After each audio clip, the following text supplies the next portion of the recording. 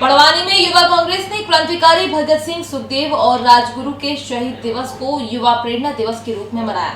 कारंजा पर मोमबत्ती जलाकर श्रद्धांजलि भी दी गई।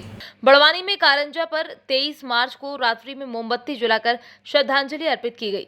राजन मंडलोई ने क्रांतिकारी शहीद भगत सिंह को श्रद्धांजलि देते हुए कहा कि शहीद भगत सिंह सिर्फ एक नाम और तस्वीर ही नहीं बल्कि एक सोच है, जिसे याद करते ही देशभक्ति की भावना करंट की तरह दौड़ने लगती है। आज के समय में युवा भटक रहे हैं, भटकाव के रास्ते पर चल रहे हैं। हमें ऐसे महान युवा के जीवन से प्रेरणा लेकर उनके आदर्शों को अपने जीवन में ढालना चाहिए। समाज में रहकर सामाजिक और देश हित के कार्यों में निस्वार्थ भाव से अग्रसर रहना चाहिए। जब युवा विकसित होंगे तभी हमारा देश तरक्की कर सकता है।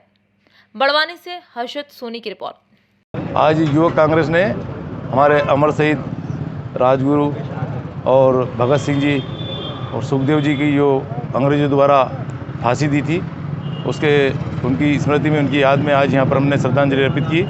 जैसे कि आप सब जानते हो कि जब हमारा देश गुलाम था तो हमारे लोगों की सुनवाई नहीं होती थी।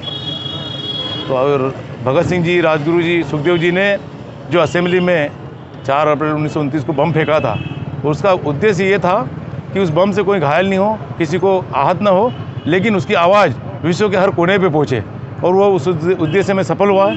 उसके बाद आज़ादी की क्रांति में भारतीयों के साथ साथ विदेश के लोगों ने भी इस भारत की आज़ादी के लिए में सहयोग प्रदान करना प्रारंभ कर दिया था, और विदेशी मीडिया में भी काफ़ी इस संबंध में लिखा गया।